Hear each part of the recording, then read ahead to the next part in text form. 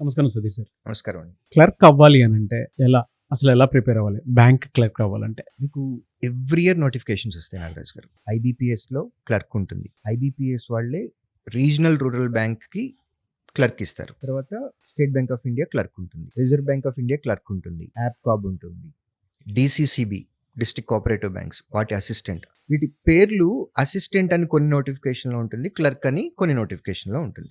అంటే అన్ని రెండు ఒకటే. మీకు ఇయర్లో సుమారుగా ఒక 7 నుంచి 8 నోటిఫికేషన్లు వస్తాయి ఓన్లీ క్లర్క్ లెవెల్లో. అన్నిటికీ సేమ్ సిలబస్. ఒకదానికి ప్రిపేర్ అయితే అన్నీ రాయొచ్చు. ఎలిజిబిలిటీ గ్రాడ్యుయేషనే. మీకు నోటిఫికేషన్ వచ్చేటప్పుడు కూడా ఐబీపీఎస్ నోటిఫికేషన్ ఉంది అనుకోండి. ఫర్ ఎగ్జాంపుల్ 10,000 వేకెన్సీస్ ఉంటాయి అని అనుకుందాం. ఆఫీసర్ పోస్టులు జనరల్లీ తక్కువ, క్లర్క్ అని రావు. అవి ఒక 5,000కి వచ్చినాయి అని అనుకుందాం. పిఓ 5,000కి వచ్చింది నోటిఫికేషన్, క్లర్క్ 10,000 వేకెన్సీస్ కోసం నోటిఫికేషన్ వచ్చింది. ఈ 10,000 పోస్టులకి మనకి ఎలిజిబిలిటీ ఉండదు. మనం తెలుసుకోవాల్సిన ఫ్యాక్ట్ ఇది. అంటే ఇందులో కొన్ని నెగిటివ్గా మీకు అనిపిస్తాయి నేను చెప్పేది, బట్ ఆ నెగిటివ్ ఏంటో మీకు తెలిస్తే కానీ మీకు రియాలిటీ తెలియదు. సో నేను ఉన్నది ఉన్నట్టు ఫ్యాక్ట్ చెప్తున్నాను. మనకి చూడగానే 10,000 వేకెన్సీలు ఉన్నాయి, హ్యాపీగా మనం దీనికి అప్లై చేసేద్దాం అని అనుకుంటాం. క్లర్క్ వేకెన్సీ రిక్రూట్మెంట్ ఎప్పుడూ కూడా స్టేట్ వైడ్ జరుగుతుంది. మీకు కనపడిన 10,000 వేకెన్సీలు అనేవి all India level. So you're not eligible for all 10,000 vacancies. ఆ 10,000 అన్ని స్టేట్లకి కలిపి మీరు ఏ స్టేట్కి అప్లై చేయాలి అని అనుకుంటున్నారో దానికి ఎన్ని అలాట్ అయి ఉన్నాయో అవే మీ పోస్టులు. సో ఇంకొకటి ఇక్కడ ఒక పాయింట్, మనం భారతీయులుగా పుట్టడం వల్ల మనకు వచ్చిన అదృష్టం ఏంటంటే మనం ఏ స్టేట్లో పుట్టినా సరే ఎగ్జామ్కి అప్లై చేయడానికి మనం ఎక్కడైనా అప్లై చేయొచ్చు. సో మీరు తెలుగువారు కాబట్టి మీరు తెలుగు స్టేట్లలోనే పనిచేయాలి, ఇక్కడే అప్లై చేయాలి అనే రూల్ ఏమీ లేదు. ఇండియాలో ఏ స్టేట్కైనా సరే మనం వెళ్ళి మనం అప్లై చేసి అక్కడ ఉద్యోగం చేసే ఫండమెంటల్ రైట్ మనకుంది. సో కాకపోతే ఒకటి, క్లర్క్ అనేది ఎప్పుడు కూడా ఎవరితోటి మనం పనిచేయాలి అని అంటే బ్యాంకుల్లో పనిచేసేటప్పుడు అక్కడికి వచ్చేది కామన్ మ్యాన్ వస్తారు, అగ్రికల్చర్ బ్యాక్గ్రౌండ్ వాళ్ళు ఉన్న వాళ్ళు వస్తారు, ఫార్మర్స్ వస్తారు. సో వాళ్ళు లాంగ్వేజ్ ఏదైతే మాట్లాడతారో ఆ లాంగ్వేజ్ మీకు కూడా వచ్చి ఉండాలి. సో ఇదొక్కటే లాంగ్వేజ్ బ్యారియర్. ఇది కూడా టెస్ట్ చేస్తారు, మాట్లాడటం, చదవటం, రాయటం, లోకల్ లాంగ్వేజ్. దీన్ని ఎల్పిటి అంటాం, లాంగ్వేజ్ ప్రొఫిషియన్సీ టెస్ట్. మన సెలక్షన్ అయిపోయిన తర్వాత ఎల్పిటి పెడతారు, ఆ ఎల్పిటి మనం పాస్ అయిపోవాలి. ఇలా మీ ఎల్పిటి ఏదైనా పాస్ అవ్వగలము అనే కాన్ఫిడెన్స్ ఉంది అని అనుకోండి, మీరు ఎక్కడికైనా వెళ్ళి ఎగ్జామ్ రాసేయచ్చు. కర్ణాటక వెళ్ళొచ్చు, కేరళ వెళ్ళొచ్చు, తమిళనాడు వెళ్ళొచ్చు, నార్త్ స్టేట్లో ఎక్కడికైనా మీరు వెళ్ళొచ్చు. లోకల్ లాంగ్వేజ్ ఎల్పిటి రాయాలి. సో స్టేట్కి అప్లై చేసినప్పుడు ఆ స్టేట్ వాళ్ళతోటే మనకి కాంపిటీషన్. పిఓ అనుకోండి all India level competition. Clerk అనుకోండి మనం ఏ స్టేట్కి అప్లై చేస్తున్నామో ఆ స్టేట్లో ఉన్న వాళ్ళతోటే మనకి కాంపిటీషన్. సో కాంపిటీషన్ వైజ్గా మనకి పిఓతో కంపేర్ చేస్తే క్లర్క్కి తక్కువ ఉంటుంది. బట్ క్లర్క్లో ఉన్న డిసడ్వాంటేజ్ ఏంటి అని అంటే క్వశ్చన్ పేపర్ స్టాండర్డ్ పిఓ తోటి కంపేర్ చేస్తే కొంచెం తక్కువ స్టాండర్డ్లో ఉంటుంది. తక్కువ స్టాండర్డ్ ఉండటం వల్ల ఏమవుతుంది, కట్ ఆఫ్ మార్క్ ఎక్కువ ఉంటుంది. ఓకే. సో అది ప్రిలిమ్స్కి అంతే ఉంటుంది, మెయిన్స్కి కూడా అంతే ఉంటుంది. పేపర్ కూడా మనకి చేయటానికి కంఫర్టబుల్గా ఉంటుంది. మనం ఎప్పుడైతే క్వశ్చన్లు మనం చదువుతూ ఉన్నప్పుడు మనకు వస్తూ ఉన్నాయో ఆన్సర్లు, మనకు కూడా కాన్ఫిడెన్స్ పెరుగుతూ ఉంటుంది. సో ఎక్కువ క్వశ్చన్లు ఆన్సర్ చేసేస్తాం. ప్రిలిమ్స్ కట్ ఆఫ్ ఎక్కువ ఉంటుంది, మెయిన్స్ కట్ ఆఫ్ కూడా ఎక్కువ ఉంటుంది. క్లర్క్లో ఉన్న ఇంకొక అడ్వాంటేజ్ ఏంటి అంటే because that is a clerk level exam, interview అనేది లేదు మనకి, only return. Prelims and mains. మన మెరిట్ లిస్ట్ అనేది అంటే మనకి జాబ్ రావటానికి వాళ్ళు కన్సిడర్ చేసే మార్కులు only mains exam marks. Prelims అనేది జస్ట్ క్వాలిఫైయింగ్ నేచర్ అంతే, ఎగ్జామ్ పాస్ అవ్వడానికి మాత్రమే ఆ మార్కులు. మెయిన్స్లో మనకి ఎంత బాగా పెర్ఫామ్ చేశామో దానిలో వచ్చే మార్కుల్ని బేస్ చేసుకునే మనకి జాబ్ వస్తుంది. సో గ్రాడ్యుయేషన్ చదువుకునే వాళ్ళు బాగా స్పీడ్ ఉండాలి, మైండ్ షార్ప్గా ఉంది మైండ్ అని అనుకుంటాం. సో ఆ స్పీడ్ ఎవరికైతే ఉంటుందో క్లర్క్ ఎగ్జామ్ అనేది వాళ్ళకి బాగా వస్తుంది. సో దానికి తగ్గట్టుగా మనం ప్రిపరేషన్ అనేది చేసుకుంటూ రావాలి. The more speed you want. At the same time రీసెంట్గా జరుగుతున్నటువంటి ఎగ్జామ్స్ ఏవైతే ఉన్నాయో వాటిల్లో వచ్చే చేంజెస్ని అబ్జర్వ్ చేయాలి. ఓకే. క్లర్క్ మెయిన్స్ ఎగ్జామ్లో ఇంకొక వాట్ వీ అబ్జర్వ్, అన్ని సెక్షన్లో ఏదో ఒక్క సెక్షన్ని ట్విస్ట్ చేస్తారు. టోటల్ పేపర్ మొత్తం ట్విస్ట్ చేయరు. ఒక్కొక్కసారి రీజనింగ్ ట్విస్ట్ చేస్తారు, ఒక్కొక్కసారి అర్థమెటిక్ని ట్విస్ట్ చేస్తారు. సో ఒక్కొక్కసారి ఒక్కొక్క సెక్షన్ని ట్విస్ట్ చేయడం జరుగుతుంది. సో ప్రీవియస్ పేపర్స్ కనుక మనం అబ్జర్వ్ చేస్తే మెమరీ బేస్డ్ పేపర్స్ ఉంటాయండి, ఒరిజినల్ పేపర్ బయటికి రాదు. మెమరీ బేస్డ్ పేపర్స్ వస్తాయి. సో దాన్ని అబ్జర్వ్ చేసి క్వశ్చన్స్ని ఎలా ట్విస్ట్ చేస్తున్నారు, కొత్త మోడల్స్ ఏమేమి వస్తున్నాయి, ఇది కొంచెం బేసిక్గా మనం అవేర్నెస్ తీసుకొని దానికి తగ్గట్టుగా ప్రిపేర్ అవుతూ ఉన్నట్లయితే కనుక క్లర్క్ జాబ్ తెచ్చుకోవటం చాలా కంఫర్టబుల్గా ఈజీగా తెచ్చేసుకోవచ్చు. One advantage, there is no interview. Second advantage, competition limited to only state. Okay. ఒక్క స్టేట్ తోటే మనకి కాంపిటీషన్. ఇది అడ్వాంటేజ్. డిసడ్వాంటేజ్ ఏంటి అని అంటే నంబర్ ఆఫ్ వేకెన్సీస్ వైజ్గా నోటిఫికేషన్లో చాలా పెద్ద నెంబర్ కనపడుతుంది. 5 డిజిటెడ్ నెంబర్ కనపడుతుంది. 10,000, 12,000, 15,000 ఇలా కనపడుతుంది. కానీ అవన్నీ మనకు కాదు. మన స్టేట్కి ఎన్నైతే వచ్చినాయో అవే మనవి. సో ఇది ఒక్కటి డిసడ్వాంటేజ్.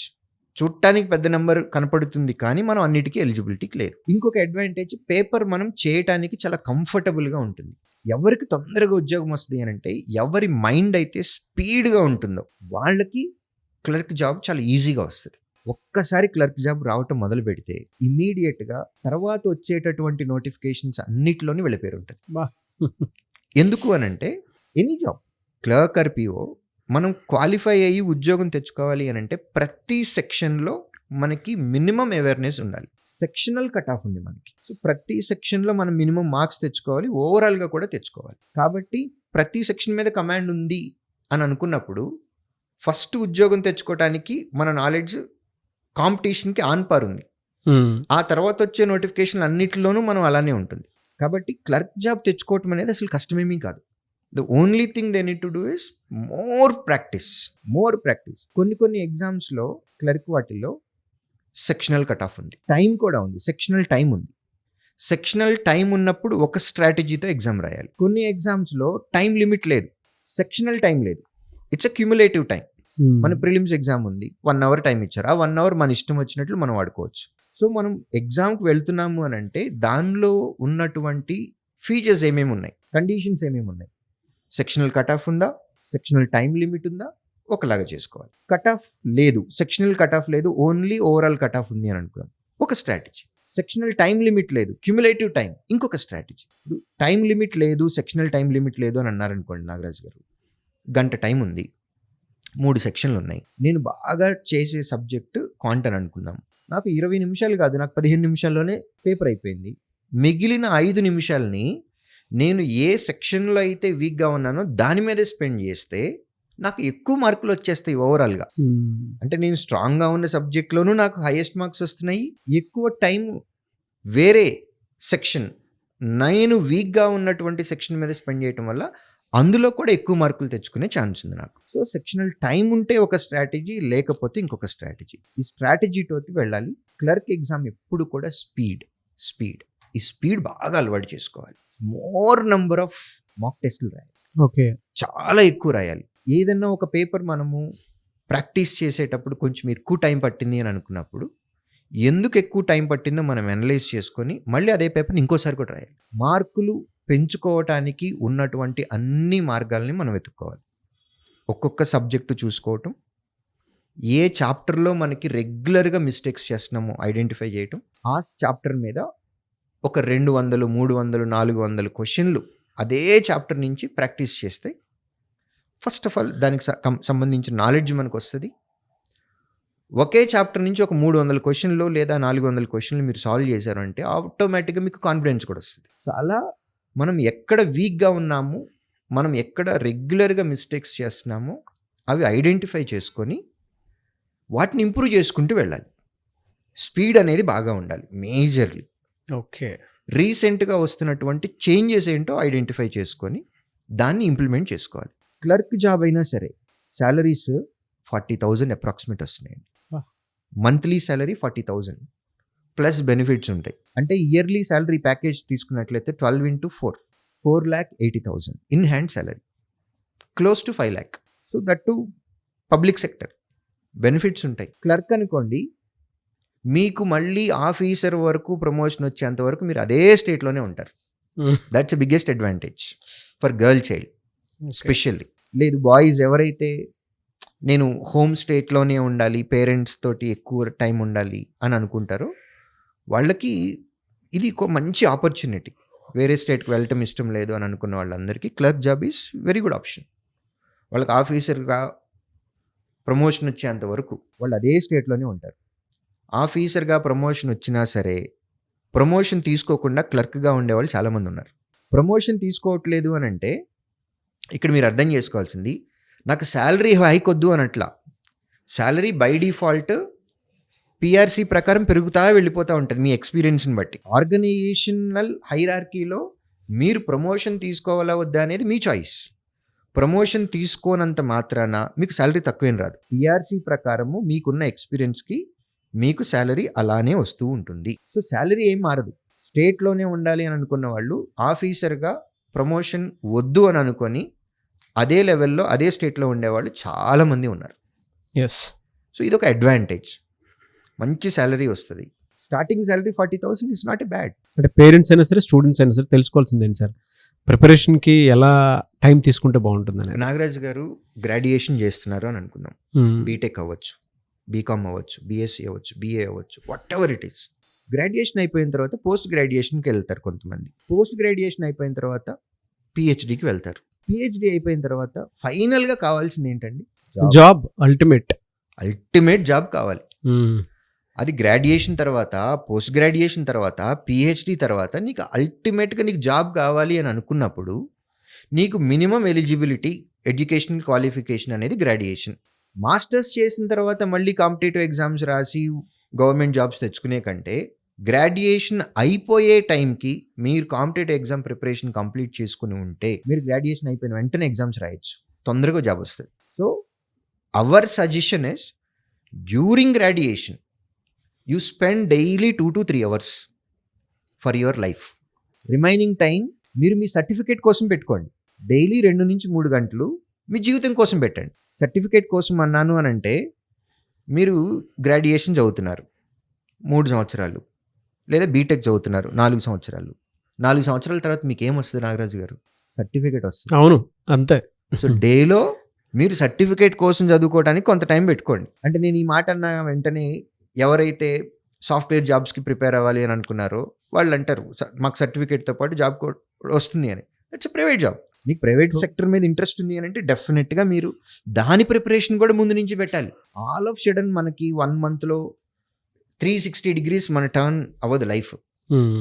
మీరు పబ్లిక్ సెక్టర్కి వెళ్ళాలి అని అనుకున్నా, సాఫ్ట్వేర్ జాబ్కి వెళ్ళాలి అని అనుకున్నా, బిగినింగ్ నుంచి ఫస్ట్ ఇయర్ నుంచి దానికి ప్రిపరేషన్ ఉంది. మీకు సి లాంగ్వేజ్ చదువుతున్నారు, డేటా స్ట్రక్చర్స్ చదువుతున్నారు, దాని ప్రిపరేషన్ ఉంది. పబ్లిక్ సెక్టర్లోకి రావాలి అని అనుకున్నప్పుడు కూడా కాంపిటేటివ్ ఎగ్జామ్కి సంబంధించింది ఫస్ట్ ఇయర్ నుంచి చదవాలి. బీటెక్ చదివే వాళ్ళు సాఫ్ట్వేర్ జాబ్కి ఎవరైతే ప్రిపేర్ అవ్వాలి అని అనుకుంటున్నారో ఫస్ట్ ఇయర్ ఫస్ట్ సెమ్ నుంచి వాళ్ళ ప్రిపరేషన్ స్టార్ట్ అవుతుంది. పబ్లిక్ సెక్టర్లోకి రావాలి అని అనుకున్న వాళ్ళు కూడా ఫస్ట్ ఇయర్ ఫస్ట్ సెమ్ నుంచి వాళ్ళ జీవితం కోసం everyday 2 to 3 hours competitive exam preparation start చేస్తే గ్రాడ్యుయేషన్ అయిపోయిన వెంటనే వచ్చే అన్ని నోటిఫికేషన్స్కి అప్లై చేయొచ్చు. ఫస్ట్ ఇయర్లోనే ఉద్యోగం తెచ్చుకోవచ్చు. ఫస్ట్ ఇయర్ మీనింగ్ గ్రాడ్యుయేషన్ అయిపోయిన తర్వాత మొదటి సంవత్సరంలోనే ఉద్యోగాలు తెచ్చుకోవచ్చు. స్టాండర్డ్ ప్రిపరేషన్ ఉంటుంది. స్టాండర్డ్ ప్రిపరేషన్ ఉండాలి. లేదు అని అనుకోండి, గ్రాడ్యుయేషన్ అయిపోయిన తర్వాత మీరు ప్రిపరేషన్ స్టార్ట్ చేస్తే ఒక 1 year ప్రిపరేషన్ కోసము ప్రాక్టీస్ కోసమే పోతుంది. మనకి తెలిసి మన లైఫ్లో మళ్ళీ తిరిగి రాదు అని మనకి చిన్నప్పటి నుంచి చెప్తున్నారు. If you lose money you can earn, but if you lose time you cannot get it back. మన చిన్నప్పటి నుంచి చెప్తున్నారు. సో కాంపిటేటివ్ ఎగ్జామ్ ప్రిపరేషన్ అనేది ముందు నుంచి చేసుకుంటే గ్రాడ్యుయేషన్ అయిపోయే టైంకి రెడీ అవుతాం. లేదు గ్రాడ్యుయేషన్ అయిపోయిన తర్వాత ప్రిపేర్ అవుతున్నామని అనుకోండి, ఒక 1 year టైం పడుతుంది మీ ప్రిపరేషన్కి, మీ ప్రాక్టీస్కి. You are wasting that. So parents కూడా ఇది ఐడెంటిఫై చేసుకోవాలి. పిల్లల భవిష్యత్తు కోసం చాలా ఆలోచిస్తూ ఉంటారు పేరెంట్స్. గ్రాడ్యుయేషన్ అయిపోయిన తర్వాత మా పిల్లని లేదా మా పిల్లవాడిని ఏం చేయాలనుకుంటున్నారు? ప్రైవేట్ సెక్టర్కి వెళ్ళాలా? ఫస్ట్ ఇయర్ నుంచి చదివించండి. దానికి కూడా సర్టిఫికేట్ కోసం కొంత టైము, జీవితం కోసం ఇంకొంత టైం. పబ్లిక్ సెక్టర్లోకి వెళ్ళాలి అని అనుకుంటున్నారా? దాని ప్రిపరేషన్ కూడా ఫస్ట్ ఇయర్ నుంచి జరగాలి. పేరెంట్స్ దయచేసి సర్టిఫికేట్ కోసం ఎంత టైం స్పెండ్ చేస్తున్నారో at the same time daily 2 to 3 hours వాళ్ళ పిల్లలు కాంపిటేటివ్ ఎగ్జామ్ కోసమో లేదా వాళ్ళ ప్రైవేట్ జాబ్ కోసమో ఫస్ట్ ఇయర్ ఫస్ట్ సెమిస్టర్ నుంచి ప్రిపేర్ అయ్యేలాగా చూసుకోవాల్సిన రెస్పాన్సిబిలిటీ పేరెంట్దే. గ్రాడ్యుయేషన్ ఫస్ట్ ఇయర్లోకి వచ్చారు, అంత అవేర్నెస్ ఎంతమందికి ఉంది నాగరాజ్ గారు? సొసైటీ మీద ఎంత అవేర్నెస్ ఎవరికి ఉంది ఈ రోజుల్లో? ఎలాంటి జాబ్స్ ఉంటాయి, ప్రైవేట్ సెక్టర్లో ఉండే అడ్వాంటేజెస్ ఏంటి, డిసడ్వాంటేజెస్ ఏంటి, పబ్లిక్ సెక్టర్ అంటే ఏంటి, సో పబ్లిక్ సెక్టర్లో ఎలాంటి అడ్వాంటేజెస్ ఉంటాయి, ఇంత అవేర్నెస్ చాలా తక్కువ మందికి ఉంటుంది. సో పేరెంట్స్ రోల్ ప్లే చేయాలి అక్కడ. ఎస్. నువ్వు చదువుకుంటే అకాడమిక్స్ నీకు జస్ట్ సర్టిఫికేట్ వస్తుంది. ఆ సర్టిఫికేట్ నువ్వు ఎగ్జామ్కి అప్లై చేయడానికి, ఒక కంపెనీకి అప్లై చేయడానికి మాత్రమే. బట్ వెళ్ళిన తర్వాత వాళ్ళు నిన్ను వేరేది టెస్ట్ చేస్తారు. సర్టిఫికేట్లో ఉండే మార్కుల్ని బేస్ చేసుకొని కాదు ఉద్యోగం ఇచ్చేది. టెస్ట్ పెట్టి నీ నాలెడ్జ్ని చెక్ చేసి ఆ తర్వాత నీకు ఉద్యోగం ఇస్తారు. కాబట్టి దానికి కూడా నువ్వు ఫస్ట్ ఇయర్ ఫస్ట్ సెమిస్టర్ నుంచి ప్రిపేర్ అవ్వాలి అనే ఎంకరేజ్మెంట్, ఆ ఎన్లైట్మెంట్ పేరెంట్ అయ్యాలి. ఎస్. వేస్తే పిల్లలు నేర్చుకుంటారు. డెఫినెట్గా సార్, చాలా బాగా చెప్పారు. థ్యాంక్ యూ అండి, thank you so much Sudheer sir. Thank you.